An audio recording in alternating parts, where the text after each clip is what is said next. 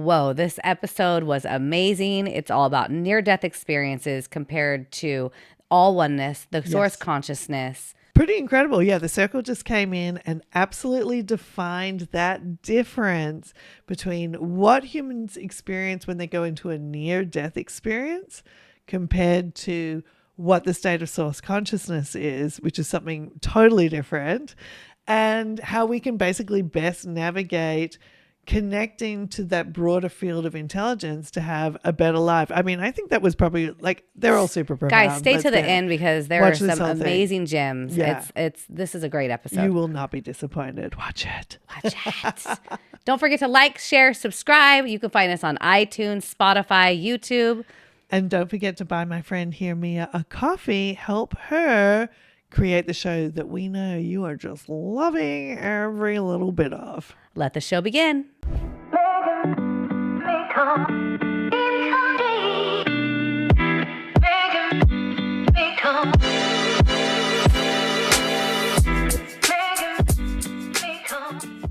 Welcome to Spread Your Third Eye podcast. I am your host, Mia Wrights, and we are here to take you beyond the veil into other dimensions with our girl, Georgia G. Hello, everybody. Hello. Welcome back to LA. Exciting to be back here and, do more woo-woo stuff with you. Bringing in the high frequencies. We're opening up a portal. Yes. Yep. And for those of you who are new to the show or newer to the show, just to introduce myself, I am a multidimensional channeler. I've been doing this for like 20 years. I had a knock you to the floor spiritual event where I connected to this consciousness, the Circle of Light. And since then, I've channeled them for them like thousands and thousands and thousands of hours of sessions. So when I'm on here chatting away here with Mia, we're kind of summarizing 20 years of downloads from my team, the Circle of Light, and also bringing them in to answer questions directly about whatever you want to know about consciousness. So guys, if you're into this, don't forget to like, share, subscribe. Mm-hmm. We're here trying to help the world, okay? Yeah. We're here trying to explain how reality is created and how we can, create a better world. Yeah, create a better world. So that was help always the us purpose. help you, okay? And like, share, subscribe. Yeah. Leave us comments. Let us know where you're coming from. That's right. We wanted to know, where is everybody watching from? Drop a comment and let us know where you are, because, occasionally we're like traveling around and want to know where the peeps are who are into this stuff and maybe organize events there. So drop a little comment down in the comments and say, I'm watching from so-and-so, and maybe what you want to hear about on the show as well. Leave some questions and we can cover them. Yeah. And also don't forget, we are also on Spotify, iTunes, and YouTube. So if you can't watch us, you can listen to us. Yeah, listen to us. But be careful listening in the car if I'm channeling. If you get little disclaimer. little trancy, maybe wait till you're not feeling trancy before you finish the episode, because you can get knocked out by the energies. It will make you tired. If you wonder sometimes why you're tired listening to the episodes. Yeah. It's really like a trance state that the guides are and the energies in the show are putting you in. So not just what we say, but the frequencies can come in and go in at a deeper level where change can really happen on that physical material level. Because we come through really not just to spread and share interesting information, but to assist viscerally changing the material reality for humanity up to like a higher frequency experience. Which is working in the quantum field. So it doesn't matter when you're listening or where you're listening. Yep. You will get these frequencies. That's right. The frequencies are there for you. But if you're getting knocked out by it, it could be that there's like something that's really wanting to go on a deep level in this episode, or some of the frequencies are just super high and they're basically just generally trying to knock us out. Because even there's certain recordings, channeling sessions that we do that as soon as I put them on to listen to, I'm like, oh God. Same. Yeah, this one's like juicy with energy. So I better take this one lying down. That's when I get inside That's what I'm going to take this one lying down. That's when I slip into the old red light therapy bed, put the sounds on, take take me into another dimension. Honestly. Yeah, it's great. Well, speaking of other dimensions, I'm really excited for this episode. Mm-hmm. This is one of the special to my heart. Yeah. Because I love hearing about near-death experiences. Yeah. And that was kind of like a gateway drug for you into consciousness. Correct. Like that was the sort of doorway opening for you, really getting into Well, yeah, it. because I was raised as a Christian, but then I had friends who were Mormon, then I had other friends who were Catholic, and it was very confusing. And I'm like, wait, so are they going to hell? Are they going to? And then there was Muslim. Well, because it's like if you don't listen to me, you're not going. Yeah. And then across the way there was millions of people who were Muslim and Hindu. And so I was very confused. So for me, I understood more of listening to people who actually experienced going beyond the veil and dying. Yeah. And then, there's millions of accounts of people dying and coming back Yeah. and writing about it. And they all have very parallel, Yeah.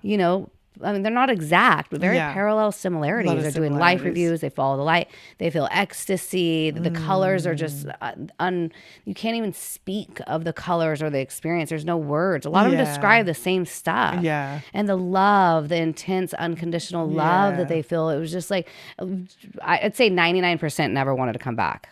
Yeah. They're like, oh man, I got more work to do. Yeah, they didn't. It was just the purest, most amazing experience. And so that's why that's how it opened up my spirituality. Is I didn't know what religion was aligned for me, but then I just went ahead and listened to the testimonials. Right. the Amazon reviews. The reviews are in. Come on.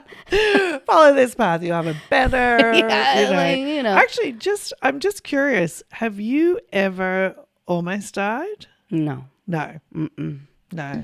No, I just, like I said, I was like, well, I'll just listen to the people who actually died. I can't do the Bibles, or it just doesn't resonate with me. What is really happening? Why are we here? Yeah. You know? And I'm just asking that because I think a lot of people who've incarnated for the hard yards of the planetary shift have also those gateway opportunities to check out, to leave. Yeah, and that's why I was asking if you'd ever nearly died. No. I feel like I almost died once when I was about 10 years old. The one that's jumping out of my mind, I was literally in a bouncy castle. You know the bouncy castles? A bounce house. A bounce house. And they used to have the horses in the middle, and I jumped on the horse and it inverted and went underneath. So I was trapped inside the bouncy castle with my back on the ground. Yeah, and I had red socks on, and my auntie and her friends had taken us to this fair, and they're all like jumping around and like bouncing on me, and I've just got my little red socks trying to get Couldn't you breathe? out. I couldn't breathe. I was suffocating. Yeah. And then, really got to the point of nearly suffocating, and then the ride ended. And then finally they realized I hadn't got out. They pulled me out of the inverted horse. Yeah, pretty bad. And then I started noticing after that the horses were cut out of the bouncy car because I obviously wasn't the first. Though it was slightly deflated or something. Yeah. And I just jumped on it and popped in. That's scary. But scary. Like no one even noticed either. But you didn't die. I did not die. No, I did not die. Okay, but I think that's the closest I've been to, like, could have died. Yeah. You felt like the suffocation almost. Yeah, like I was just very close to like that's suffocating scary. to That's death. traumatizing. Yeah, traumatizing. Yeah. All right. Well, should we ask the circle? Should we bring in the circle in? Let's bring in the circle. Before we bring them in, I want to know more about the afterlife of being one with all consciousness versus the near-death experience stories, because they're not parallel between what they're saying. What the afterlife is and what the near-death experience stories are not exactly the same. So I think this is going to be really interesting for the Circle of Light to clear up what exactly is beyond the veil. Beyond the veil. Because I think there is like... some stages beyond the veil. There's some stages beyond the veil. Yeah. And I don't know exactly how they define all of that. So we'll see if I'm able to channel about it. Yeah. I did in between when the first time I did hypnotherapy properly, after a few sessions I was able to go between the veil as well. Really? Like after I went through several deaths. Oh. Yeah, in these hypnotherapy I was just just instantly regressing into like past you were lives like and then Brian going through the Weiss deaths. status with his many masters, many lives. Yeah, just you were able to. Hello, Jesus calling. What do you mean I'm not a Christian? Let's keep that in. No, but it took about 6 sessions. I died in several sessions and went through the death and the release. I've heard that. But I didn't, but it took a few times before I could go through the release and experience the in between. But you did experience the in between. Yeah. Tell me about it was just all, it honestly was, as they say, just all energy. And it just felt like it was all energy and it was all communication. Mm-hmm. So it was just this sort all of intelligence. Just all intelligence and just all communicating. But this sense that within that communication was, what do I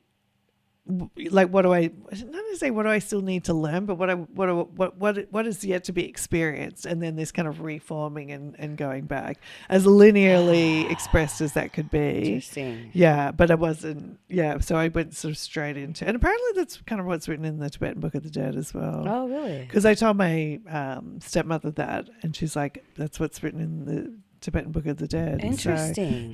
So now I was just trying to piece it together.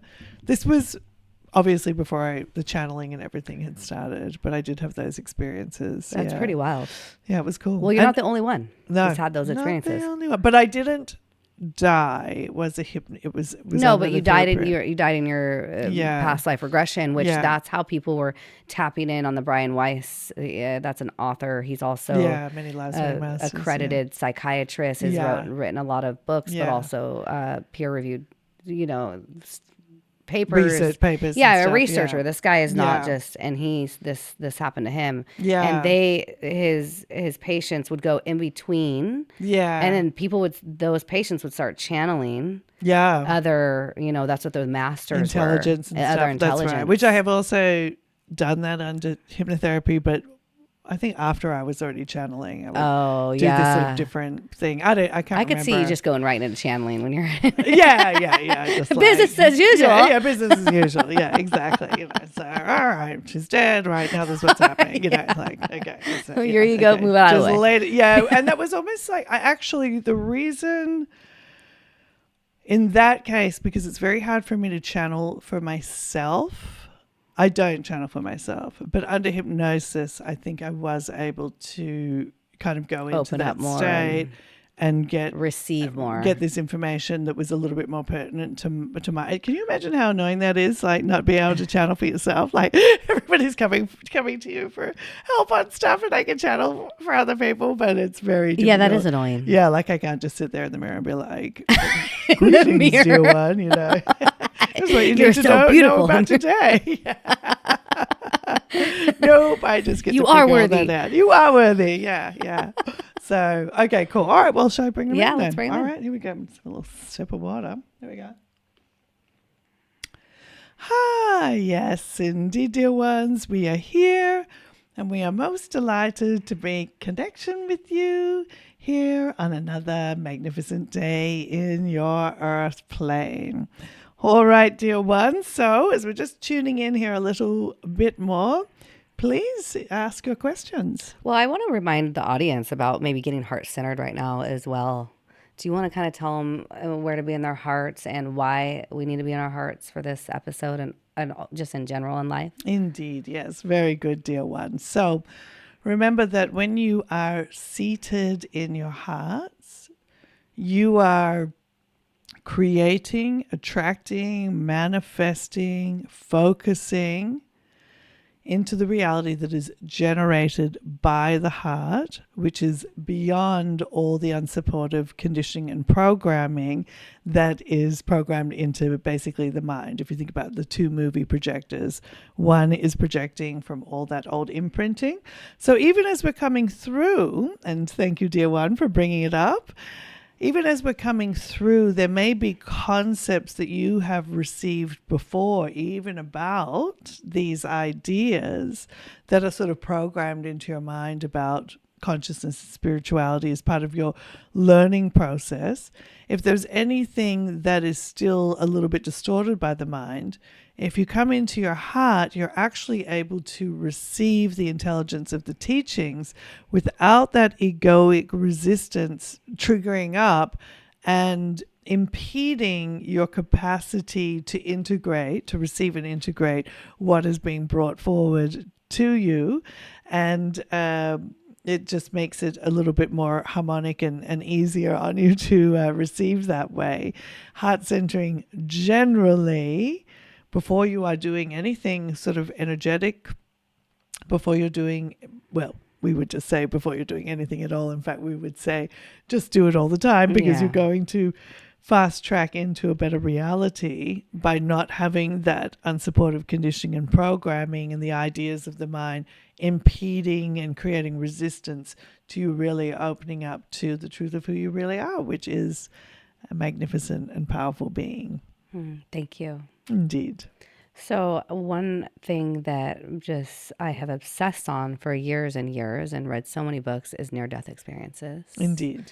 And figuring out the afterlife, why we're here, our true power, how we're all connected. And I want you to go a little deeper on that. Near-death experiences, why they're different. Each person has a different experience, yet similar, but Indeed. different. And what is that compared to the all consciousness Indeed. afterlife? All right. So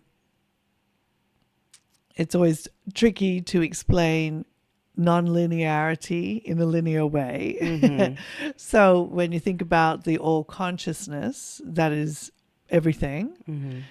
It is the source of all things. It is all things, but it is in union with itself, if that makes sense. So it's more like an ocean of energy. There are droplets in there, but it's really an ocean. Mm-hmm. So all the drops are experiencing it themselves in union with this massive rolling energy of consciousness. When something comes into incarnation, you could think about it like being a drop emerging from that. It's still of all consciousness. It's still of the same fabric of energy from which everything comes from, but it is temporarily experiencing itself in a state of separation. Mm-hmm.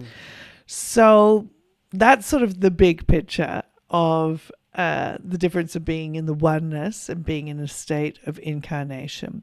But what you're speaking to is kind of the intelligence of creativity at this point, meaning why does the drop emerge to experience itself, and what happens when the drop releases its form and remerges. And there's a sort of memory bank that in the human egoic framework, there is a memory of this time of transition where the drop of consciousness. So one thing that can probably help is to understand that the physical consciousness, the body, is a saturation of your intelligence. All right. So it's the sort of densest form of the intelligence that is you coming in as Mia. It saturates at the physical level. It creates a body. But there's also that sort of immaterial aspect of your consciousness that's broader. That's also Mia, but it's fluid Mia. So we have like our bodies are almost like just like everything, like all our cells are us, every little thing. Everything is you. Just at a concentrated, condensed form. Probably an easier metaphor always is to think about H2O. Mm-hmm. All right. So thinking about H2O, which is water at the densest level, it's ice. So let's just say that's the physical body. And then when you heat it up a little bit, it's water, it's fluid. And we could say that that's almost your non-physical aspect. That's still Mia, if that makes Correct. sense. Yes. It's still Mia. So even your thoughts and your emotions, that's all sort of also part of that non-physical realm. Just all like different forms of the same thing. It's different forms of the same thing. And then at the most expanded level, it's gas. So let's just say, or steam, and let's just say that's kind of like a much greater expansion where the sense of identity is released. So think about if you had a jar and you pour the water and you freeze it, it's going to be the shape of the jar. You melt it, the water's still going to be in the shape of the jar, but once you steam it up and it starts to expand, it's no longer in the shape anymore. So a lot of times when there is the physical body dies, so the physical container is temporarily dead. So in like a near-death experience, the ice body is not working anymore. There's still the liquid consciousness that is your identity. And that is the consciousness that's still able to experience something after death and then returning that life force back into the body, or you're coming back. The memories of that afterlife experience are still kind of coming through that jar. So that jar that shapes your existence, your identity, and we sort of joke about the meat computer. The brain is what's ultimately going to give you a sense of anything, because you still experience your emotions and your thoughts and these perceptions at that point, memories, perceptions, whatever you want to call it, of that afterlife still comes through the jar-shaped consciousness. So what you're saying is even though that you have a near-death experience and you come out of your body and you have this like quote unquote heaven experience and you do a life review and you feel all this ecstasy and you see crossed over loved ones and you see the universe and you become the universe, when you come back, you still are going to bring, because your human identity at that point wasn't completely done. So you're bringing it through a human experience still when you come back. That experience, it's still kind of like the jar. It's still, so what we're trying to get across with this idea is that once you really cross over and you become steam, the shape of the jar is not there anymore. Oh, so you okay. Does that make sense? Yeah. We're trying to give you this definition. So you're to help not you really understand crossed over when you cross over if you didn't completely die. You and have let go of your body. released the physical framework, which controls quite a lot of your perception of reality. It's the same when you sleep at night, dear ones. You kind of are able to release the confines of the physical body. Most of your experience, the concept of exchange with this reality that you understand yourself to be in, it comes through that illusion of separation. So right now there's an exchange going on here and there's a separation. Mia's over there, Georgia's over here, and we are doing our thing with Puppet Georgia. So, but there's an exchange, and it's because the illusion of separation establishes that separateness.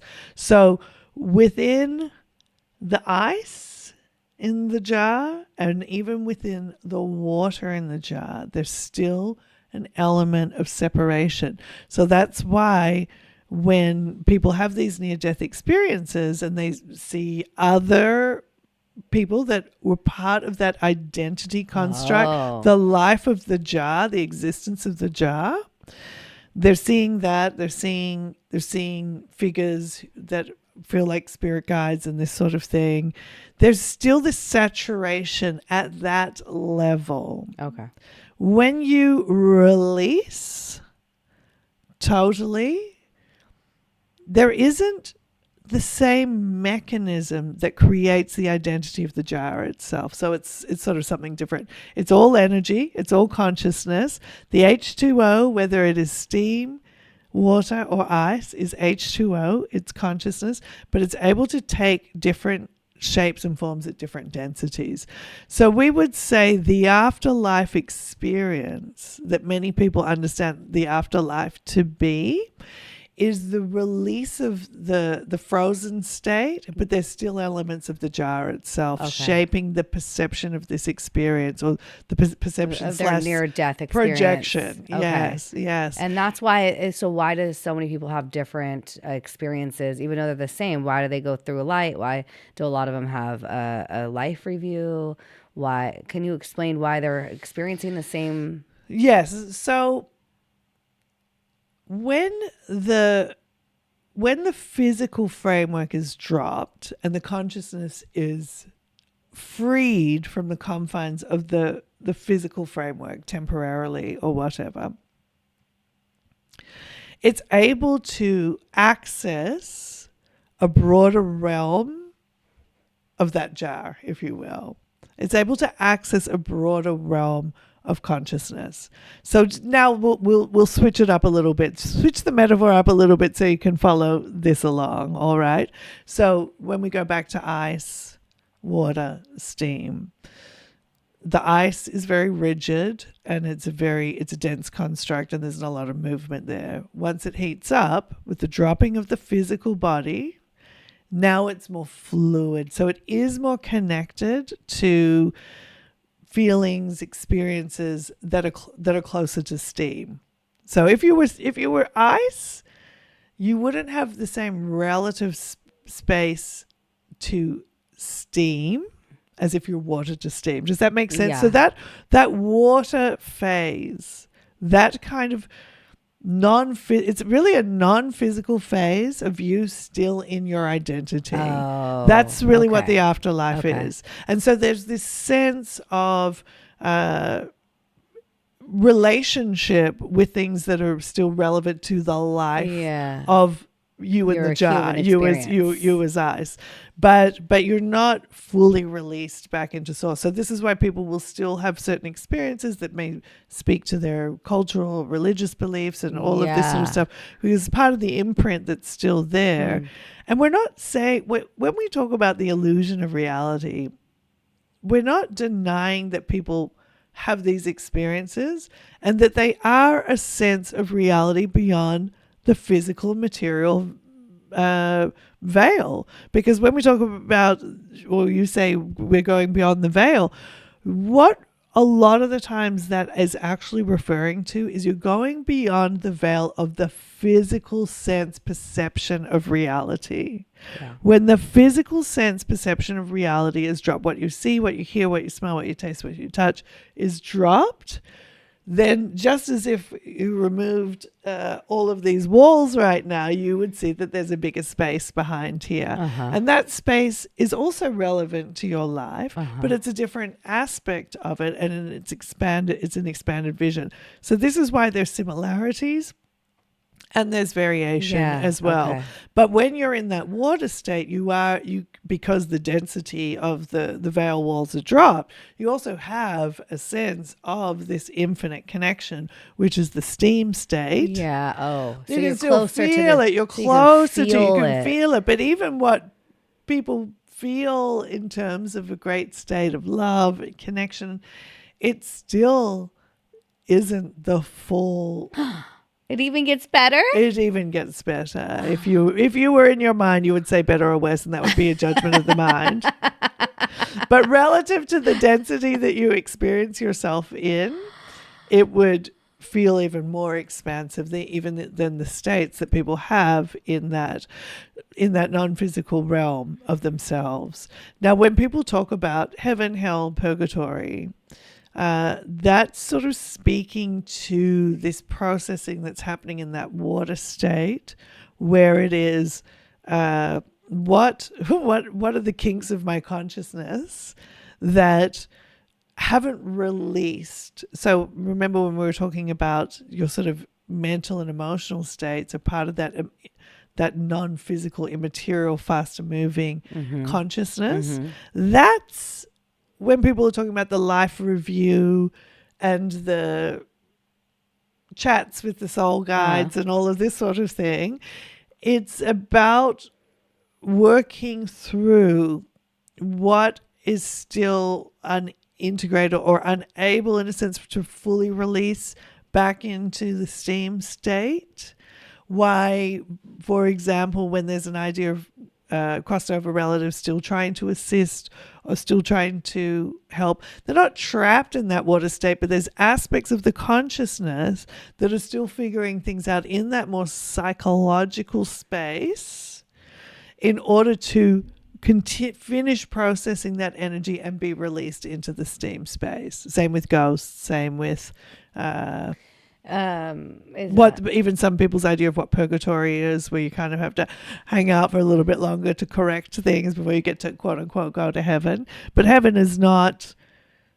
There's not like a locked gate with a judge. There's not the locked gate with the judge. But why wouldn't you want to just go directly to there? Who's the one saying you need to figure this out? Nobody's saying you need to figure it out, but it's just that your consciousness, certain aspects of the consciousness is still resonating with the density of the ice or the water. So they haven't been able to release to the steam state. Okay. Yes, that's probably the easy. So to really neutralize what that is, it's just that, for example, if there was a framework where you received a lot of judgment about some kind of behavior or something in your programming, in the egoic framework programming, there might be a little bit of a struggle in that water state to release. Let's just say you were forbidden to play Monopoly, all right, to keep it neutral. Okay. And you played a lot of Monopoly in your life,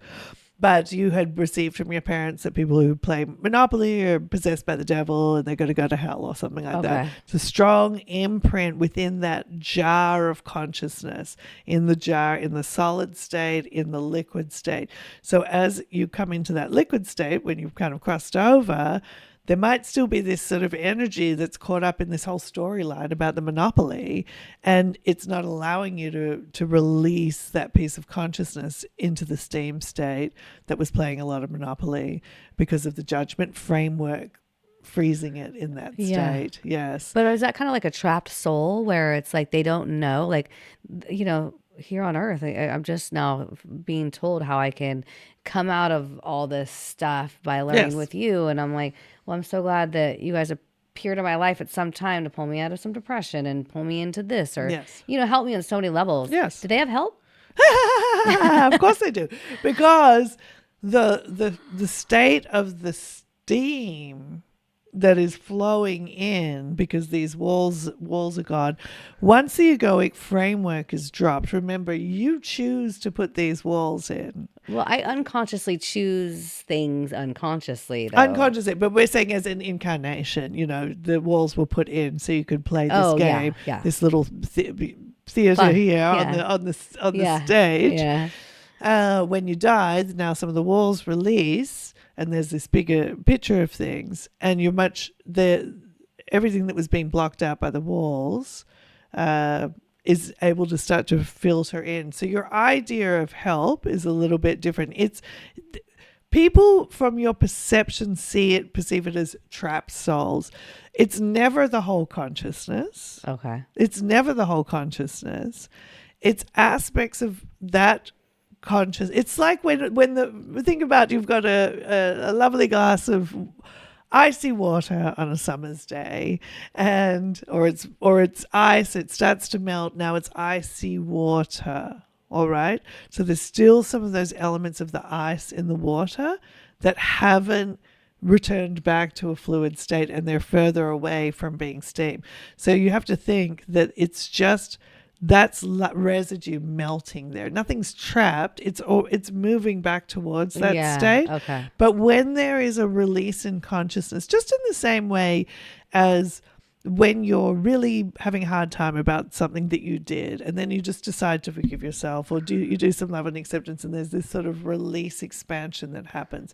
It's a similar to that. No one's trapping anybody anywhere. And we want to be very clear about that in terms of consciousness, because that imprint of being trapped might even be an illusion that the soul consciousness has to play out. Like we're saying to you, you're never going to be trapped. You're not trapped now. You're never going to be trapped.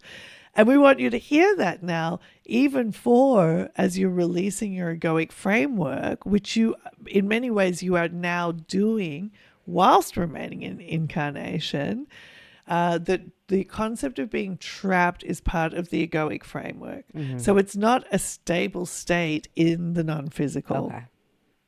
So what about once you get to the steam state? Can you explain, what that is and that experience? And then also, are you coming from the steam state? Or where are you coming from? I know you've told us before on another episode, but just for the sake of this episode, explain more. So we transmit from multiple levels of consciousness because we're more like... All right, so you're all part of the steam. You're all part of the steam. So that is the oneness of the steam. But in order to have interaction, you have to put in that resistance that creates the illusion of separation. So as we're communicating to you, there has to be some resistance in order for us to have an interaction. Because we are really just all one. Because we're all just one. So you got to put a little resistance to come in and be like, well, all right. Yes. Yeah, let me look at you. Yes. Instead of be you, I'm going to come out and look at you. Yes, we're looking. Yes, exactly. We're looking at you to help you understand where you are in that spectrum of, are you ice? Are you deep ice? Yeah. Are you, and even with we want you to understand that part of the 5D, and this is why a lot of people are getting information about this afterlife and opening up even to, some people don't even believe in crossed over spirits or anything like this at all. But more and more people are opening up, and they're opening up to different levels of consciousness. Now, we're explaining stuff to you from a very broad, higher perspective that isn't for everybody at this point in time.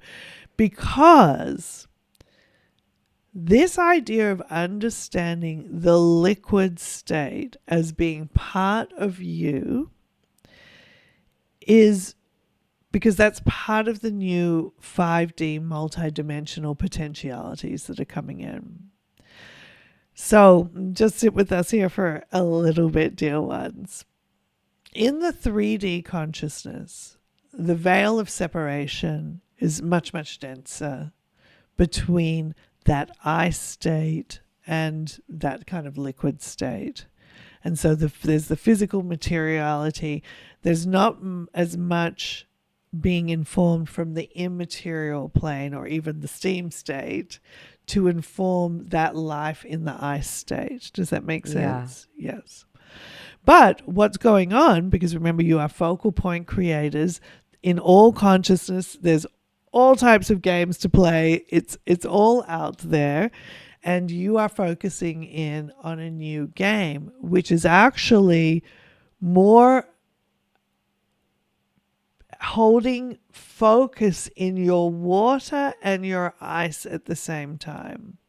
Meaning the water state, which is no longer inhibited by the ice walls that are surrounding you, is able to more actively inform the life that you are having here on the stage. Mm-hmm. So on a basic level, you could think that the communication from the spirit guides, from the crossed over relatives. Like, we're obviously in water state right now. The fact that I can reach. Yes, you're having a multi-dimensional this experience higher intelligence right now. Yes. To ask for help. And I'm getting to more of a water state because when I was in ice, we wouldn't have been at the same. You wouldn't have been in the same level to have this conversation. And that's why right now there's a lot more people channeling. There's a lot more people receiving information from this sort of this broader field of intelligence. The other thing is, we don't want you to start thinking that the afterlife experiences aren't valid or as important as the steam state. It's all valuable. It's all important. The steam state is everything. So if you're here trying to be a human and live in a better human experience, you don't need all the steam. It's way too much information. You need the water state and upgrade from that, basically. Okay. So whenever we're communicating to you, we're communicating. You gotta water down. We're watered down. You gotta water yourself down to come to me. We're watering it down. So it's still relevant for you and your ice life as well, because you don't need everything. It is an ice life sometimes. And there are people. We're getting to steam. We're getting to water. You're getting to water. Swimming, and then flowing, and then make it warm water. Maybe it's a little icy cold at first. Now it's warming up.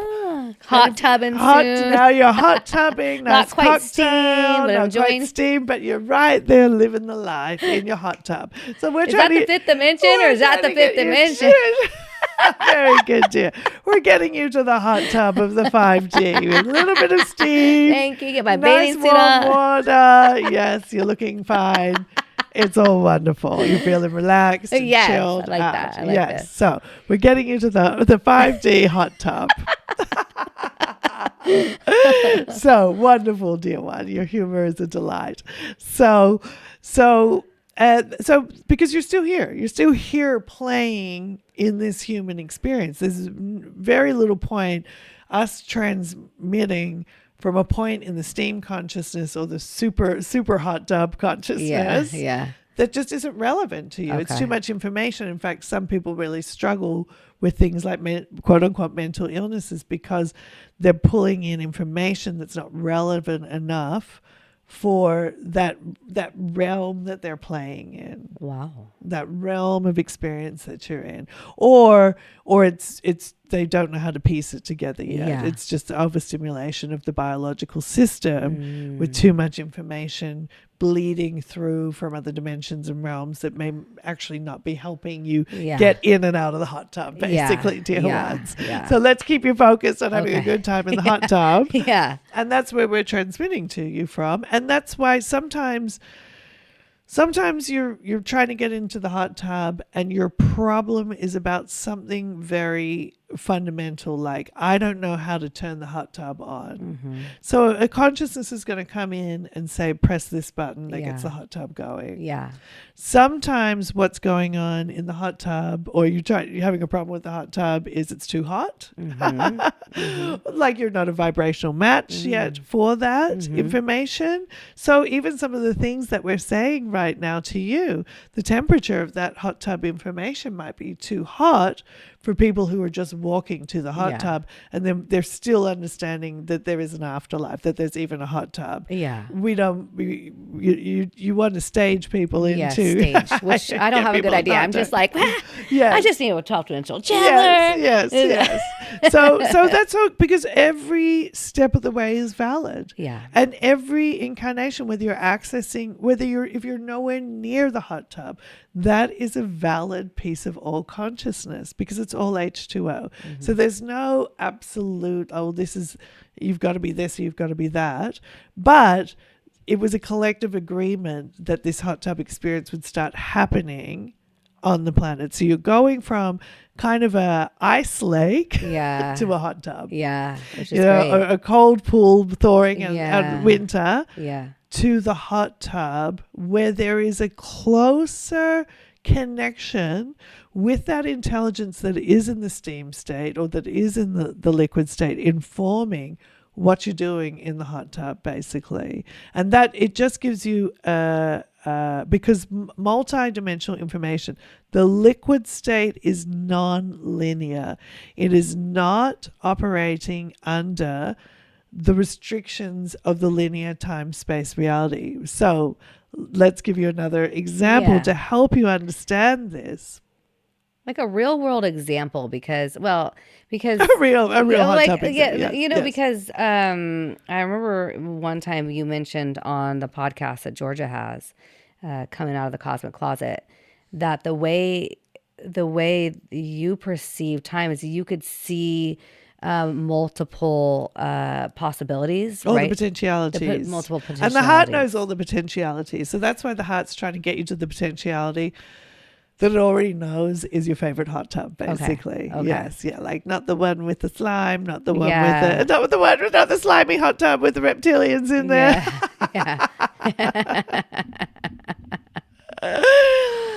So it already knows. It's seen it all, and it is of you. But will we be able to consciously, not just with our heart, will we be able to consciously start doing that in the fifth dimension in this lifetime? The non-linear.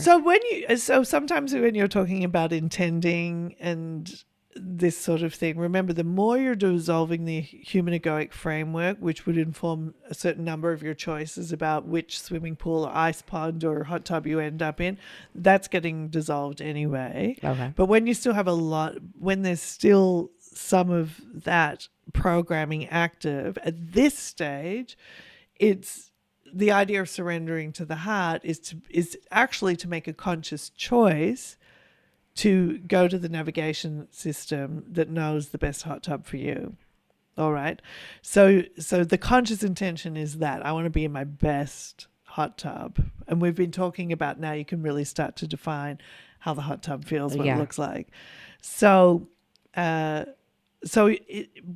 into the 5D isn't a choice between stuff happening to you in this unconscious way that isn't fun and you intending towards something that you want. The 5D hot tub is much nicer just generally. Okay. All right. Yeah. But you wanted like a real world example. Yeah. So this will probably sound basic to some people who already process information, but we want you to understand that the 3D framework, most people are processing their reality based on those physical senses. So did she say something mean to me, or was she kind to me? All right, I'm going to be friends with her, or I'm not going to be friends with her. Mm-hmm. Now, when you move into the 5D, you're no longer just processing and getting information based on the physical senses. You're getting information that's coming from that pool of interconnected intelligence about all the different potentialities and everything that you don't see. So let's just say again, real world situation, you meet somebody, if you're just going by the physical senses and they say something mean to you, the mind's judgment's going to say that's a bad person, I'm not going to get to know them, basically. If you're allowing broader intelligence in knows that person was almost in a car accident 30 seconds ago. They're actually got a wonderful job opportunity for you, or want to introduce you to one of the most important people that you ever meet in your life, and that they're a linchpin person. Your liquid aspect can see all of that and say, hey, don't make this harsh decision based on this person. You should stay in contact with this person and then let that bigger picture unfold. So that's the sort of when the broader perspective of your jar, because these characters are still relevant to you. So you're getting intelligence that's relevant to your life, relevant to making your life better, but relevant also to, as what is also going on right now, is the evolutionary shift of consciousness as well. So does that help make it clear? You're able to see over the fence. You're able to access the intelligence that sees over higher the wall, perspective, sees it all. That's fun. And that it's more visceral. That's the difference. So dear ones could do a lot of work and have a moment of clarity and get a stream of inspiration, intuition, hear a voice that guides them or something occasionally. Yeah, this is next like level. A fluid system where the hot tub, you're always being informed by this broader stuff and not just by your physical senses, because your life is just being governed by physical senses. This is why we also say when you have a big decision about something or you're having a lot of confusion, uncertainty, write it down on a piece of paper before you go to sleep, because that's also the time where the physical veil is dropped and you can connect with the liquid state say that again. If I'm confused about something, I can write it on a piece of paper? Yes, before you go to sleep at night. Mm-hmm. This is why people traditionally pray as well before they go to sleep, because when you sleep, the egoic veil drops, the walls drop, and you're able to access the liquid state and the steam state if it's relevant. So if I say, I'm confused about this situation. Yes. Why would I have to write that down? Doesn't my conscious already know I'm confused about the situation? Well, when you write it down, it's it's a clear directive. Okay. If you have so many thoughts going on in your head all the time, who's paying attention to what? Does that make sense? Well, excuse me. Excuse me. You know the pressing thoughts consciousness. You know the ones that need to be answered now. And energetically, why do most people say just sleep on it and have a you don't have to write it down. Yeah. There is definite processing that happens while you sleep. It happens on a biological level. It's happening on an energetic level. Okay. It's all happening that the noise of the conflicted egoic mind drops and new programs, new intelligence rewriting can happen while you're in that sleep state. But if you're more intentional about it, you can be more aware as well yourself. Okay. You're also giving yourself a command to pay attention when you wake up, because that's the other piece you want to do. You want to say, tonight while I sleep, I want to visit with my broader consciousness, or I want to visit with the higher self of somebody else. If you're confused about their, yes, you can, and say, is this, whatever it is, am I going to get, should I stay in touch with this person or not? Now you're going into the liquid state. You're allowing that whole liquid state to inform a choice that you're going to make, in the near future. What a great resource to have, to be able to just tap in. Yes, and just give me, and you can do it. No confusion. Just give me, help me direct. Do you see the higher? Yes. Yeah. And you've all got access to that. Okay. Your intention, and what we were saying about the mind is you're thinking this, you're thinking that, you're should I or shouldn't I? That noise of the mind trying to process stuff it's sort of a vibrational field that it's sending out an invitation for clarity. And that may be the thing that drives you into being like, okay, I'm going to do this intentional work. Or please God, even if you're saying that surrender state, we're saying, please God, help me with this. Okay. You're dropping the egoic veil. That's why praying works. Yes. Because you're basically saying, I don't know how to fix this. I'm not trying to fix it from inside my little walled experience. Let something bigger come in. Let some of the liquid come in, the liquid that's relevant to my life, and inform me about which direction to go. 2 more questions before we end. Indeed. Is this 5D? Are we going to? So I'm always just so excited to feel that just ecstasy and joy and pure love. And I'm always wondering, like, why can't we have that here? It's just like it's general suffering amongst most human beings that I know, which we are working on with this podcast and opening up these gateways. Every time we start a podcast episode, we open up gateways to help alleviate the suffering of humanity. In case you guys don't know, that's one of our biggest goals. Yes. So when I hear about the near-death experiences and they have that joy and there's just a happiness and is that going to also be in the hot tub in the 5D? Is it enough that there's champagne and no, it's not. I need ecstasy, please. I want some drugs in there. Well, you're going to die and have that, But we're not trying to make light. Okay, so in this state, why do you feel the suffering as this? So we want to answer this question in a couple of ways. We want you to understand that in this lifetime, are you going to feel more of that fluidity, at least of the hot tub with some steam? Yes. Okay. Yes. The bliss state that is the crossed over state, while you're in your body, you wouldn't be able to handle it. Okay. It'd be circuit blowing. It's not. But maybe not even has to be crazy bliss state. Yes. Just like yes, as if I took some ecstasy or something that kicked my dopamine and my serotonin, and a lot of people have addictions. Yes. Food, alcohol, cigarettes, drugs. Yes. We're trying to access that state through that. Yes, they're trying to make a connection. We all want that naturally, to let our nervous system down, to feel joy, to feel love. A lot of it is the nervous system too. And remember that at this particular time, why it feels like a struggle that you're calling this in, but maybe struggling to experience it, is that you are connected to or you have been being connected to the heavier veils, the densest ice cubes. It's like, oh, it's so cold. in order to know that that's what you need to melt to fill the hot tub with water, because you need energy in the hot tub and the steam. So while it's a tricky time right now, because you're sort of half in, half out, but we're trying to give you the tips and that's why we say don't resist the icy waters, because it's the energy you need to fill the hot tub. But if you're resisting it all, that just kind of keeps you in like a half stage. Okay. All right. Now, the idea of a goal often can create resistance. And this is a tricky thing because you're sort of always saying, well, what isn't enough? It isn't enough. And that starts to create resistance as well.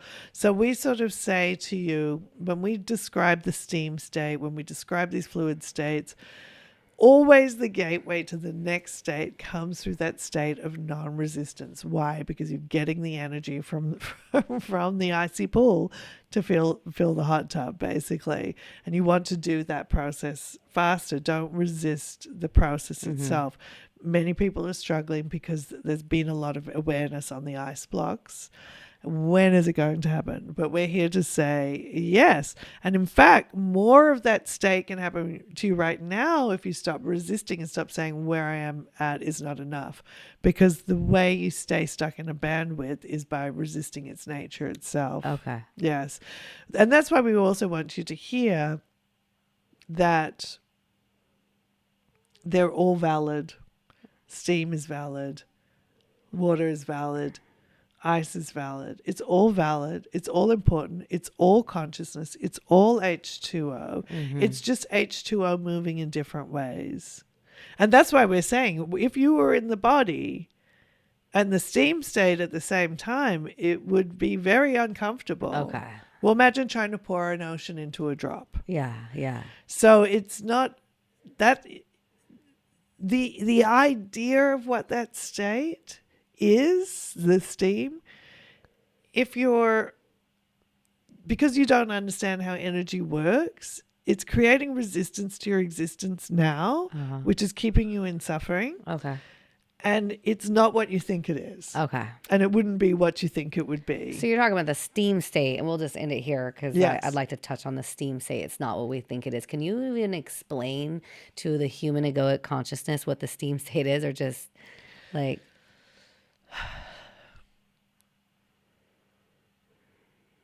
The steam state is unusual because it is everything and nothing at the same time. And that's really hard to get and it's my really, brain really, around that. Yes. And it is, there's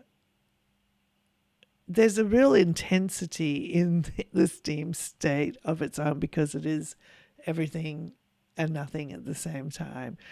So when you think about the steam state, would you want the sun in your body right now? No. So think of that roiling potentiality of everything merging, moving. But the frequency is so high, it's not going to feel like you're not burning. Something inside the sun is not on fire. Does that make sense? Yeah. Something inside the sun is not burning. It's not feeling the pain of burn because it is. It is it. Yeah. So that's just its state. Yeah. And that state is powerful and all of this stuff.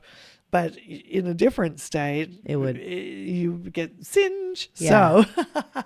So that's why we're saying don't resist. You like don't be like, oh my God, I want to be part of Source, because right now, if you went and sat in the sun, I just want to enjoy life more. That's all. Indeed. So enjoy it. But what we're saying is enjoy it. No, I do. But you know what I'm saying? The suffering amongst most people, when I look around, it's hard. It's heavy. It's heavy. It's hard. And I think that we all deserve to have a little bit. That we all need a little.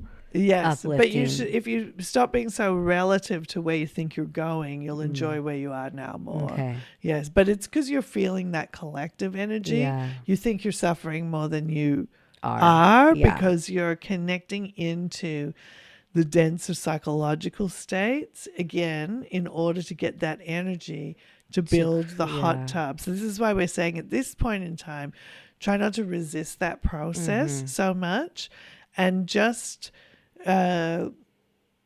because when you're resisting, you are the the freezer is on. Yeah, it persists You're longer. putting it all in the freezer. Yeah, okay. And then you're pulling it out a little bit, and you're like, it's not good enough, and you're putting it back in. And that's the actual cycle of suffering. Yeah. Oh, okay. That's what you experience Just of suffering is that you keep pulling it out of the freezer, saying, I want this to be different.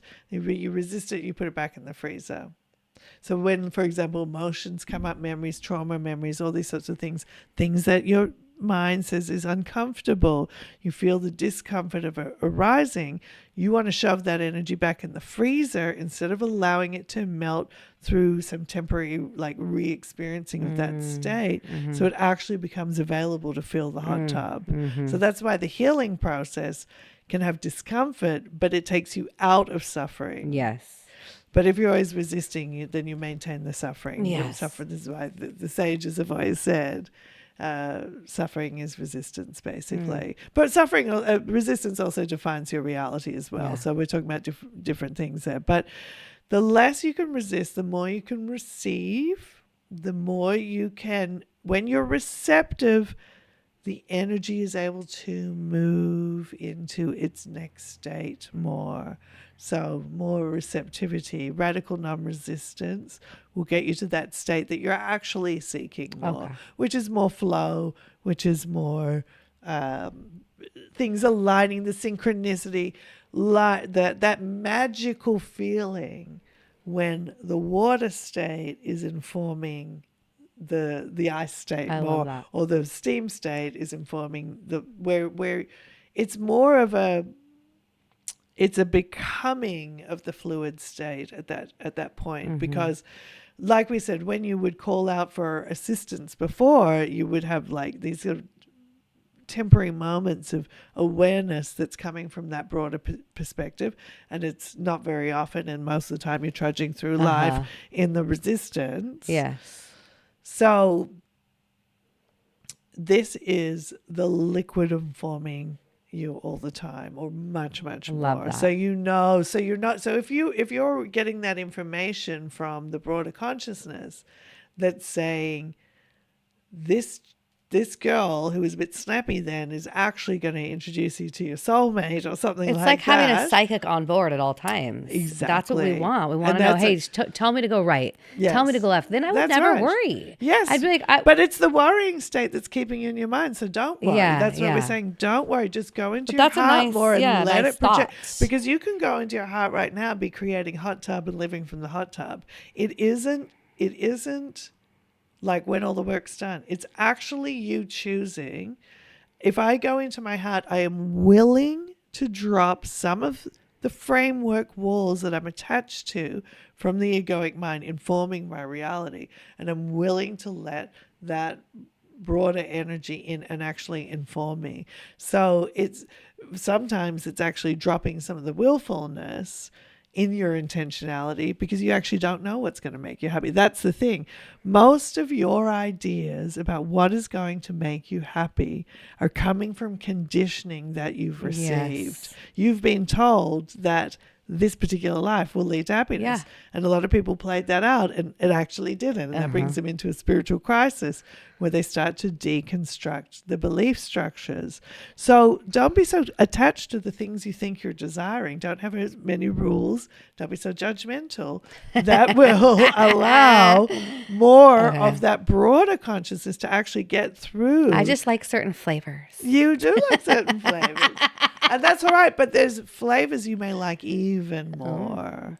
Even more. And you don't know, because of the conditioning is saying that those flavors are wrong or bad or whatever it is. You don't know yet. So just relax.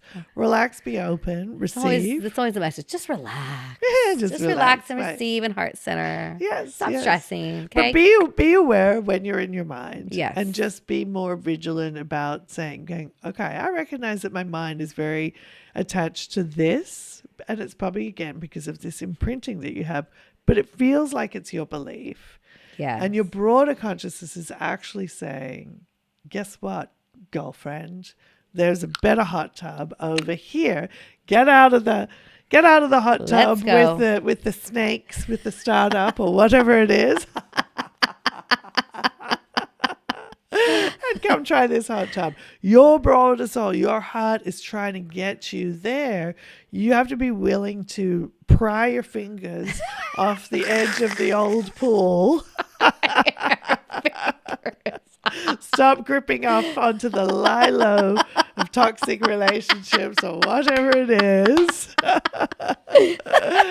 Let go of the floaties of whatever it is. Oh, yeah. Leave all that stuff beside and just get into the other hot tub and let yourself be surprised more. Okay. Let yourself be surprised. So we've been encouraging people to be more directive recently because you've been doing a lot of the cleaning up work of the melting the ice blocks to fill the hot tub. And we're saying, okay, the hot tub's ready. So when we're saying to you, be more intentional now, we're saying be more intentional that I'm really going to get into the hot tub. And the hot tub is going to have some very strong basics, which is like that vitality, the health, the well-being, the happiness states. It's going to have it. So that's why we're encouraging that stronger intentionality right now. Yes. It's you really saying, I'm actually really getting in the hot tub. I'm going to release I'm releasing the lilo. Prime. Could we finish off by giving everybody the affirmations that you are having us do? We can certainly do that. Yes. Now, this is a set of affirmations that will help you get more into the hot tub. And it's connected to this concept of this reincarnation without dying process, which is going slightly off track of what we've been talking about. But we want you to see that process of harvesting the energy from the cold pool, filling the hot tub, is this process that you're going through right now. But at a certain point, you've got to get into the hot tub, all right? So there's a wonderful boot camp Dear One Georgia has created called Clearing the Existence Templates, which will help you understand how your reality has been defined by that jar shape, by that drop shape going into separation from source. And that this mantra series is really to help you reincarnate without dying into a new existence. And we're encouraging people to use this series right now, and it speaks to broader concepts in that bootcamp, which would take longer for us to explain. But it's basically to say, dear ones, so you have an affirmation. What's an affirmation? What is something that you want, dear one? Joy. Joy. All right. So, in this lifetime, I am experiencing joy. In this body, I am experiencing joy. On this planet, I am experiencing joy. In this body, in this lifetime, on this planet, I am experiencing joy now. Why shape it that way? Because we want to think that you're standing on the edge. You've got out of the icy cold pool. You're about to get into the new incarnation, i.e. 5D. 5D incarnation. And you're saying, in this lifetime, in this body, on this planet, I'm experiencing this now. Why in this body? Why in this lifetime? Why in this planet? Because that's where you're focused. You're not focused in the sun right now. You're not focused in. So you have to be specific and say it, because it's also a way of being in non-resistance to the fact that you are in this body, that you are in this lifetime, and that you are on this planet. A lot of people struggle with the idea because they feel connected to other galactic frequencies that they don't belong here. This creates deep resistance to their incarnation. A lot of people struggle with the programming they have around their body, and that creates resistance to being in a physical body itself. A lot of people struggle with being here. So it's a way of actually saying, all right, I know that in this prior incarnation that I had, this sort of pre-incarnation, I struggled with unhappiness. So as I'm going into the new 5D hot tub, I'm saying, in this lifetime, in this body, on this planet, those conditions are the same as my former self-incarnation in this lifetime. But now I'm having these qualities as I step into the new hot tub. Okay. Yes. So we're more directive now. So it's also acknowledging that you're going into a new lifetime. Yeah, okay. The power of that mantra is it's actually, I am, right, okay, in this lifetime, in this body, on this planet. But it's just that you're still on the same earth stage. Yeah. You're still in this body, you're still in this lifetime. But the fluidity of the hot tub, which is more connected to that liquid steam state compared to the ice liquid state, means that there is a lot more that can change within even that structure once you're in the hot tub. So we're going to talk more about the biological shifts that are going on and all of this sort of stuff about this reincarnation without dying process. But we do want you to understand that you are, in a sense, in that afterlife experience right now. Wow. When people talk about the afterlife experience and talking to your spirit guides and making a plan for the next life, that's where you are right now. So think about it. If you were there with your spirit guide saying, I'm going to do this and this and this in my life, you would say, okay, in this life, I'm doing this in this body. And you're having a conscious incarnation based on what you've been learning and gathering from the life that you've first incarnated in. Oh, wow. Where you received not just your intentionality from incarnation, but all that imprinting and programming from the parents where you were born. Yeah. All of this stuff that's had a weight. And imagine incarnating without having to go through childhood. It's kind of like it's a conscious incarnation. And you're having your afterlife experience right now when you are defining that new reality. And that's how things are merging, why you are already 1 foot in the hot tub. I'm just curious, side note before we end this. How many times do I have to tell my spirit guide that same exact affirmation for it You're to telling concrete? yourself. You're telling yourself. Well, I know because I've already said a few things. I need to say it every day. Are you hearing me? Yes. Or do I need to tell you every day? Well, you are intending it. So you're not telling anybody who's going to give this to you. You are determining it. So if you have questioning from your egoic mind, and if you're not experiencing it yet, that shows there's still some ice and resistance. Okay. And we would say, keep using the love and acceptance. Okay. If you're saying I'm having joy, but you're feeling sadness, that's just showing that there's still energy in that resistance, and that you still need to fill your hot tub more with that energy. All right. So remember, you're the power players here, dear one. There isn't a God punishing you. There isn't people holding you back to, get something right before you're allowed to have something good. But you do need to understand how energy works, and particularly what's going on with the shifting consciousness right now. Great. Thank you. That was amazing. Yes, indeed. So enjoy your afterlife. You can consider watching this episode, listening to this episode right now as your in-between state, and get to it with defining, great, in this lifetime, I can be a new person, even if I'm still on the planet, still in this body, and still in this lifetime now. Wow. Indeed. Very good indeed, dear ones. We adore you also very much until we're meeting in this way or some other way. We love you very much. And for now, we'll say goodbye, dear ones. Goodbye.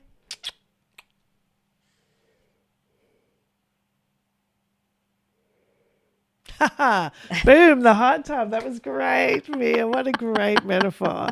Wonderful. So good. Oh my gosh. Okay. There's a lot of gems in that. I got to re-listen to this one. Ooh, the way they tied it back up at the end there with the afterlife state. I love it because we've been asking you and I've been talking about this because they've been, by the way, guys, you got to get on the Monday Night Awakenings. Monday Night Awakenings page. They've been talking about this. They've been pre-attuning us for this. Yeah. The last 3 weeks, we're November right now. Yeah, really since like September, October. Yeah, okay, yeah. It's been like, bro. I mean, I'm like shocked. And they work on your energetic system to help bring. So we're all in like some kind of gateway together when we make these phone calls in. And they do, and so because a lot of the work that we're doing in Monday night, so we can give you these concepts, and you are getting the downloads and stuff when you watch this, and it's all helping to activate. But the Monday night calls is where we're doing that work to adapt the system so it can generate the hot tub reality. So a lot of people, everyone knows that this 5D thing is coming, but they don't clearly understand that there is a real adaptation that has to happen in our meat suit computer processor in order to generate that hot tub and get into it. And that's the work we're doing in the Monday nights. It's just like you don't have a 3-year-old and suddenly have a 10-year-old. Like there's a growth phase, and that's the growth is happening with humanity, but that Monday night call is like rapidly assisting with that reconfiguration, basically. Guys, if you're looking for the links for Monday night or anything else, so any of the other workshops that we mentioned or the circle has mentioned, look in the description. I'll put them in. And we've now got the coupon code for SITE, which Site is 10. SITE 10, SYTE 10. You can use that code for any of the boot camps and the programs that we're talking about. Get 10% off. And, all that helps to support the podcast and us bringing this information to you. But we have in-depth programs on all this stuff. That's the big picture that's going on right now. Yes. Okay. Well, if you want to find more of Georgia and the Circle of Light, circleevolution.com. Yep. And spreadyourthirdeye.com for me. Yeah. And we have our Instagrams. Everyth's linked. Everything. It's all down there. Yeah. We love you. We love you guys. We love you. Yeah. Bye. See you in the hot tub. I